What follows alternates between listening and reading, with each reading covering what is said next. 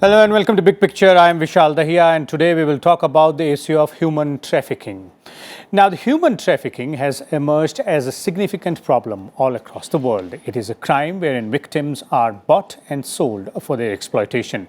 The World Day Against Human Trafficking or Trafficking in Persons is observed every year on 30th of July. In 2010, UN General Assembly had adopted the Global Plan of Action to combat trafficking in persons to encourage the international community to take action against this heinous crime. According to the Global Report on Trafficking in Persons released by the UN Office on Drugs and Crime, countries are now detecting and reporting more victims and at the same time convicting more traffickers. Now, the report also says that the most vulnerable individuals are women and girls, with majority of victims being trafficked for sexual exploitation and 35% of those trafficked for forced labor being female.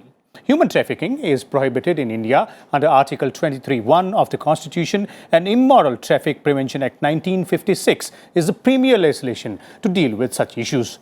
Government is now planning to reintroduce a comprehensive bill to check human trafficking. The Trafficking of Persons Prevention, Protection and Rehabilitation Bill 2018 was passed by the lower house last year but has now lapsed after dissolution of the 16th Lok Sabha. So for more on this, we're joined by a distinguished panel of guests today. Let me start by introducing them to you, beginning with Mr. Yashwant Jain, member of NZPCR. We also have with us Dr. Tina Jacob, Associate Director of International Justice Mission, and Ms. Aditi Tandon, Special Correspondent of the Tribune. We're also joined by Dr. Vikram Singh, former DGP of Uttar Pradesh. Welcome all of you to Rajya Sabha TV studios. And let me begin with you, Dr. Tina, to try and understand the situation and put it in perspective for our viewers as well. How severe is the situation and how big is the problem when we talk about human trafficking? Okay. Thank you so much for giving us this opportunity to speak about this issue. Actually, human trafficking is something that we must understand. What we are seeing is just the tip of the iceberg. So, for example, the mention of the UNODC report, it actually says the detected victims, 90% for sexual exploitation is women and girl. But the same report from UNODC also says that in the South Asia region, 85% of the detected victims are exploited for forced labor or for their labor. Furthermore, different reports also say that, like, there are these popular understanding that we have that trafficking is happening a lot more between countries, whereas actually studies show that a lot of the trafficking that's happening is internal in a country. The most recent UNODC report actually says that close to 60% of trafficking happens internally in countries when they have measured it across over 100 countries.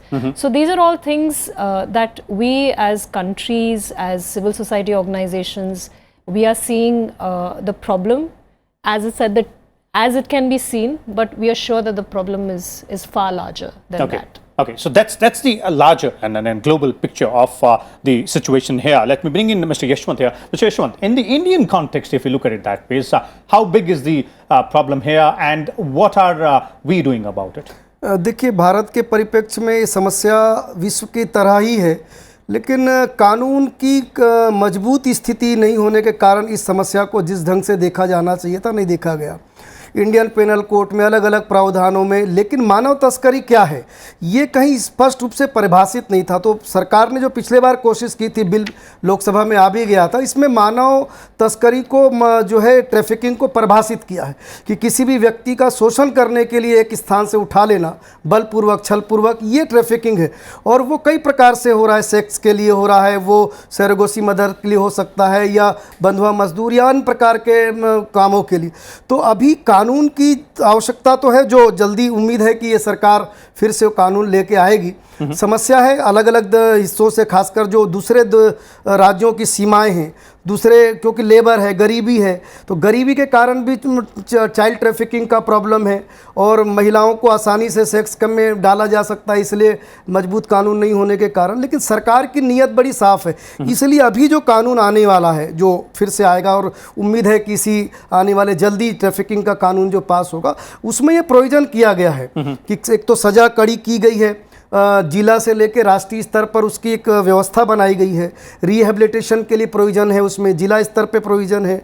और जो लोग पकड़े जाएंगे उनका जो है वो निवारण या उसकी सुनवाई, सज़ा जल्दी हो, 90 दिन में वो केस शुरू हो जाए, 1 साल में केस कंप्लीट हो, ये सब प्रावधान नए एक्ट में किए गए हैं। तो ये एक समस्या तो है जिसके देश भी जूझ रहा है, और ईमानदारी से सब लोगों को काम करने की इसमें ज़रूरत है। जी बिल्कुल, और उस बिल के बारे में भी हम और बात करेंगे, but let me first bring in Aditi here on the overall perspective. Aditi, as Dr. Tina was also pointing out, globally and as per the UN report as well, the figures and the facts which are there clearly point out that this is a huge problem.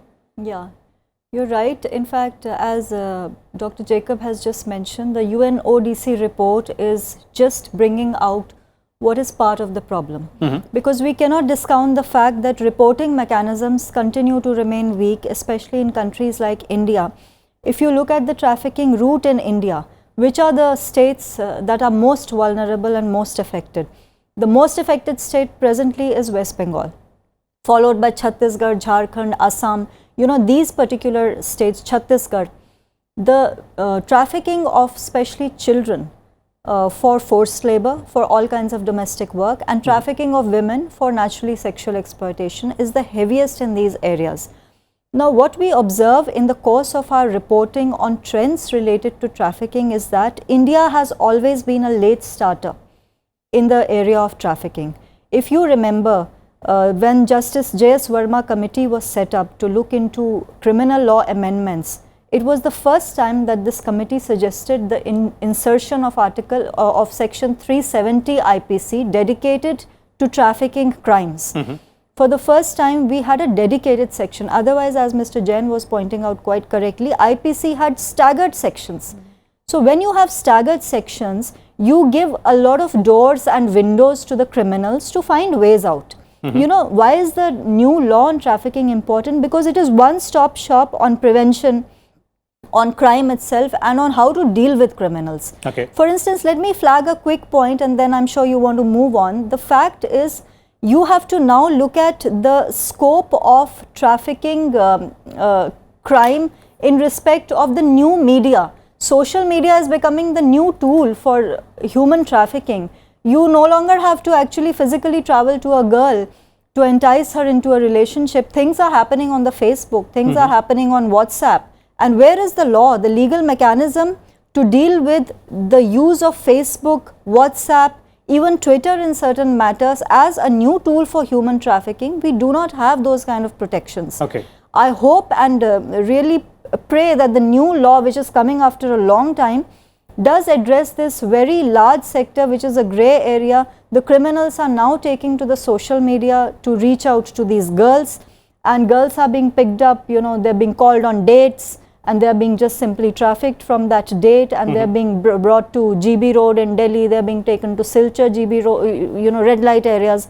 So that is the kind of network that we are now dealing with. The problem is beyond human to human contact. Everything is happening anonymously in social media spaces. Okay, so is our legal mechanism geared? Are our police officers trained?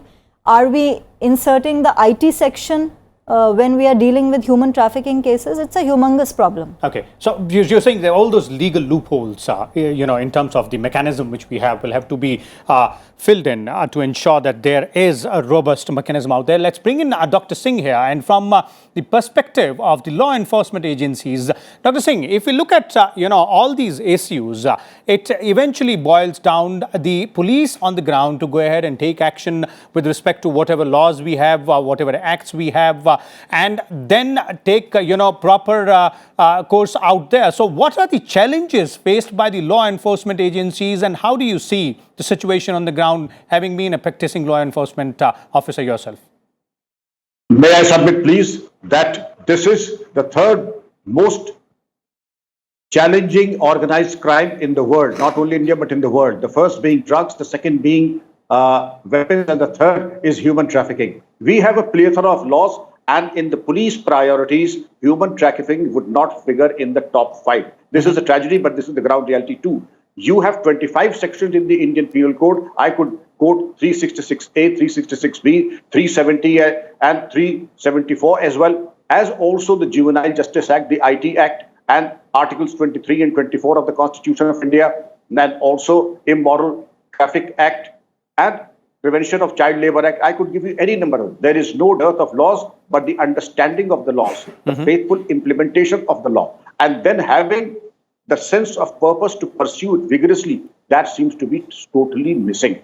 I would say that this is a blind spot in the police management today, and this needs to be educated. And programs like this will tell you the enormity of the problem, that if it is the number 3 organized crime in terms of turnover and human misery, by the time this program is over, 10 children, unfortunately and tragically, would have disappeared by that time. And this is a scary situation. I do hope that everybody wakes up. This is a wake-up call, and let us educate. The 25 sections of the Indian Penal Code pertain to body offences, property offences, offences in respect of money, and other aspects. Therefore, they have to be staggered in various. But yes, since the matter is a little complicated, the workshops, the tutorials, and the capacity building of the police, along with that of the NGOs, the synergy of the NGOs is most important. I would say without the NGOs, the police would be operating in a vacuum. And therefore, I would say the synergy between the public and the police and the government is the imperative and the bottom line. Okay, so there it is, the synergy between all the stakeholders out there. But Dr. Jacob, if we look at this aspect in two terms, one is the legal mechanism which we already have and the needs to go ahead and, further make it more robust. And second point, which has been raised by the panelist here, is ensuring that there is proper data sharing, be it internally, between agencies like police or the NGOs, or between different governments in different countries as well. So these two are very important aspects here. Yeah, I think it's very, very critical point in the history of human trafficking efforts in India, with the government making its commitment very clear through a comprehensive bill on human trafficking. Many of the experts and practitioners in the field will agree that there are a lot of laws already to protect victims of human trafficking. We have laws to protect children, child bonded labor. We have the Bonded Labor System Abolition Act. We have specific laws to protect bonded labor if the SC/ST community, and a whole host of laws, and including Section 370 IPC that ma'am mentioned here. So while parliamentarians, while experts are thinking about the comprehensive bill, these are two things we would like to say. One, just like DGP sir said here, we have to ensure that the enforcement of existing laws is taken as a priority. If that means that law enforcement needs to be strengthened in terms of its capacities, awareness, resources. For example, last time जो bill आई थी उसमें AHTUs की बात हुई है. AHTUs पहले से ही काफ़ी districts में बनी हुई है. How can the government then resource AHTUs, build the capacity of these AHTUs, call in nodal officers and ask them what are your needs for you to do more proactive work to protect poor victims. Okay. That's one aspect. The other aspect is that there has to be an element of time-bound response for victims. Shri Venkaiah Naidu recently in his statement has said that until the last person is rescued and rehabilitated and perpetrators are brought to justice, the war against human trafficking is not complete. But why is that not happening? That's because we are not having time-bound rescue of victims. Tip-off ho jate hain. We are not having time-bound release and rehabilitation of victims of trafficking. Saal bhar saal, victims are waiting. And that's most important aspect, rehabilitation. Yes, rehabilitation. Without timely, effective rehabilitation, we are actually just by rescuing people making the situation worse. So we hope that this time where the government is going to propose the comprehensive bill on human trafficking is also a time for us to reflect on how do we strengthen existing systems, have an institutionalized public justice system response to the problem, and not just something that's knee-jerk. Okay, and on the international aspect as well, since we spoke about, and we begin with the UN ODC report only, it says that, data sharing between different nations is something which is crucial when we talk about international aspect of human trafficking. And that is also a very, very, big number, huge number out there to tackle. Yeah. So, to be very frank, and this is coming from a place of someone who's done research, data is something that, depending on the source, the data will be different, right? But why is it important for the Indian government to say that we are going to do robust reporting of data on human trafficking? Because that is going to then impact the strategies and policies we are going to allocate, Okay. the resources we are going to allocate. So we want to congratulate the National Crime Records Bureau that since 2014, they have been recording bonded labor cases. In fact, the last report which came out in 2016, it made a very startling observation on the part of the government. It said that of the 23,000 or so victims of trafficking who were detected by police forces across the country, around 10,500 were exploited for forced labor. This has never happened earlier. The fact that police is reporting means action is happening on the ground. It needs to be improved upon, and as you do national reporting, the confidence of the public also grows that the government is going beyond just commitment, but action is also happening. So I think data reporting, the more robust it becomes, it shows that there is both commitment and action happening on the part of the government, and we hope that the government, state governments and central government will work towards making it more robust. Aditi, your views on that? Will that add to the strengthening of the existing policies or the decisions to be taken in terms of tweaking the laws or any other actions being taken? Yeah, data sharing is the most important place to begin. Unless you know what is the scale of the problem, you can't have informed policies on that. And I also want to just add to what Dr. Jacob has said, that prevention is a very important part of this whole problem. We are addressing the post-crime scenarios. What can we do to prevent such a situation from arising? So the first thing that we can do is we can educate our children on the crime of trafficking. We can start talking about it. It needs to be converted into a drawing room conversation. Listen, what was Nithari? If you go back to Nithari, children were going missing in front of our eyes in broad daylight. We couldn't care less as a society. What is our role in this entire, governments are doing their job. Government is coming out with a law. Dr. Jain is mentioning the law is going to be extremely comprehensive. Where does the society, the community fit into the larger law? You cannot deal with a problem by putting everything in the court of the government. You have to start as a society, making people aware as a society. Are the school curricula talking about these crimes called trafficking? Because children are the most vulnerable. Okay, women can still be educated later on in life, but in impressionable ages, girls are very vulnerable to sexual crimes these days. Especially if you look at West Bengal, for instance, the most vulnerable area in respect of trafficking is the Sundarban area. Now you see, Sundarbans are so stressed right now that there are no jobs in Sundarbans anymore. People want to get out of Sundarbans for simply jobs. So the whole scenario is extremely lucrative for traffickers. They are targeting Sundarbans like anything, and girls of that area happen to be very beautiful. So it's easy to lure these girls. So are we educating them? Educate them. Also, I actually looked at certain trends of trafficking. These days, when girls from faraway villages go to mobile recharge centers, what is happening? There's a network of these mobile recharge center owners with traffickers. A girl comes for prepaid phone charge. The number is given to this person. He recharges, passes on the number of the girl to the trafficker. The trafficker directly contacts the girl, entices the girl, allures the girl, and pulls her into trafficking. So it's a huge network working. It's a massive network. I mean, you cannot just have the police attacking this network or the NGO. It has to start from within the community. You have to start reading the signs. Okay. If I take you back to the Justice Verma committee, there was a full chapter. Gopal Subramaniam had authored that chapter. They had called for a census of missing children. Do you even know the scale of missing children in India? That is when you'll start talking about trafficking for organ trade. Now that is the new area. I mean, children are going missing. And these are all the offshoots of the overall human trafficking. Organ trade is not being even talked about, and it's a massive inter-country operation. Organs are being trafficked all over the place, are being smuggled. Okay. Mr. Yashwant, on this aspect specifically, making people aware, making the society aware, yes, new laws are required, comprehensive laws are required, but this aspect of making people in the society aware of their responsibility as well. देखिए अदिति जी की इस बात से मैं 100% सहमत हूँ। कानून तो अपनी जगह है, लेकिन अवेयरनेस, जागरूकता और बचाव, ये तीन चीज़ जो है ये महत्वपूर्ण है।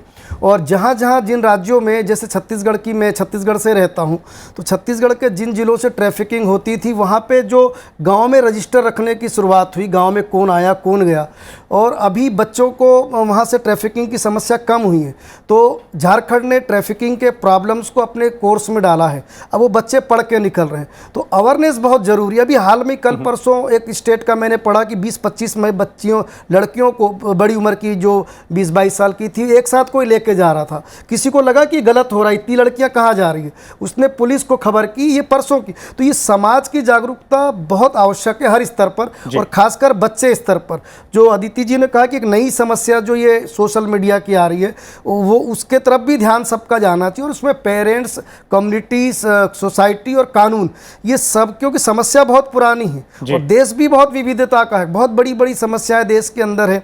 कहीं पे गरीबी है, कहीं पे जो एक आकर्षण भी, जो बच्चियां भाग के झारखंड से आई या दूसरे राज्यों से आई, दिल्ली में रह गई, वो माध्यम बन रही ट्रैफिकिंग।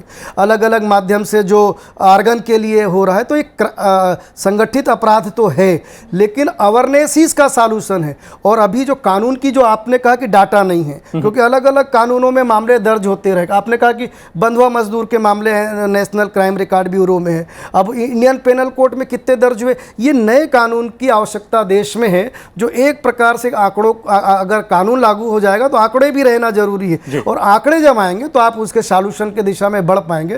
तो अवेयरनेस हर स्तर पे हो। और जैसे एनसीपीसीआर के नाते बच्चों के ट्रैफिकिंग का मामला हमारे तक आता है, तो हमने पूरे नीचे स्तर पर कोशिश की कि अभी जो उपलब्ध कानून है उसका क्रियान्वयन और उसका पालन मजबूती से हो। तो इसके लिए हम लगातार, और सरकार की तरफ से भी कोशिश जारी है। जी, तो मतलब अवेयरनेस और आंकड़ों का संकलन, ये दो महत्वपूर्ण पहलू है। लेकिन doctor Singh, I'll bring you in here again and on two aspects. One specifically is, as Aditi was pointing out, the daunting task seems to be ensuring that these crimes are prevented. One, what can we do for that? And two, as Dr. Jacob was pointing out, that ensuring a timeline for all these, steps to be taken, be it relief and rehabilitation of those who have been rescued specifically.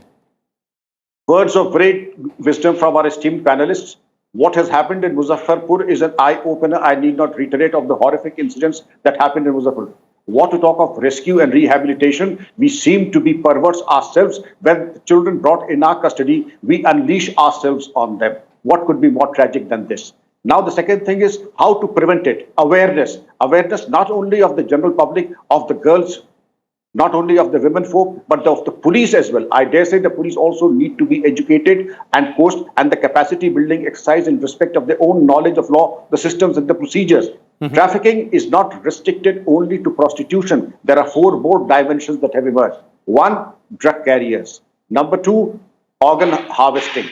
Number 3, child soldiers. And number 4, child pornography. These are the 4 new dimensions that have emerged and made the problem even more difficult and complicated than ever before. Madam had also mentioned the use of social media. I would say that the biggest use of the social media that has been used is by the ISIS in radicalization and brainwashing. If ISIS has been able to do it the world over, there are organized crime syndicates and special interest groups who are experts in radicalization and brainwashing. This is where the police will. And when it comes even to IT and the rudimentary aspects of IT and radicalization, even the best of our police officers are a little hesitant in tackling this crime, and therefore the hesitation in the police even to tackle this crime. Nithari happened in one of the VIP districts of Uttar Pradesh, the most VIP district. It happened in the poorest area. And why did it happen? Because we were blissfully aware of the disappearance and the mutilation of our young ones. And therefore, the wake-up call is be aware, be alert, train, educate, and see what the legal provisions are and how you can come down like a ton of bricks on the perpetrators, invoke the provisions of the Bakoka, the UP Gangsters Act, impound all movable and immovable property. Has a single case in the country has happened? Not to my knowledge. The 13th Criminal Law Amendment Act was a beautiful statute by Justice Verma.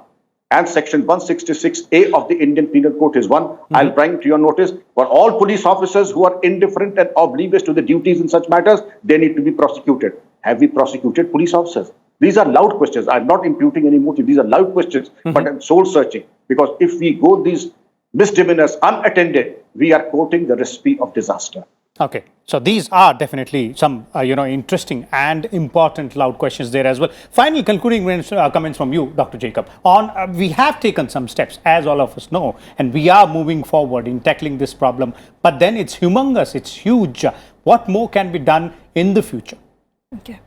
I think the bottom line is for all of us to acknowledge, that includes governments, civil society, UN organizations, survivor groups, everyone to acknowledge that this is a problem worthy of our attention and our efforts. And for us to develop a non-partisan view about the efforts that need to be made. And at the end of the day, I would like to just express that the right to be protected against human trafficking is a constitutional right. It is the right to be protected, to have a life of dignity and safety, and that is a right for every child, every man, every woman in this country. We are not doing anyone a favor by protecting people from human trafficking. Okay. It is their right. Okay, it is their right. Aditi, your final words? See, about 70% of the people being rescued from trafficking happen to be minors. They have to go back to the community and start a life again. In our reporting experience, we have seen that schools are not willing to take them back. So a massive awareness drive at the level of schools, educationists, that this is not a crime, that the child who has been rescued is not the criminal. She is the victim. So you better accept her back in the system. The society has to welcome them back with open arms. Okay, so clearly, as our panelists are pointing out, the menace of human trafficking is huge, and it is not only the task of preventing such crimes, but also ensuring that the relief and rehabilitation process takes place in a smooth manner. And we'll hope that further steps are being taken, policies are further being improvised, and action being taken by various agencies and stakeholders in society, and people in general are made aware as well on this aspect. We'll come back again tomorrow with a different topic and different set of guests. Till then, keep watching Rajya Sabha Television.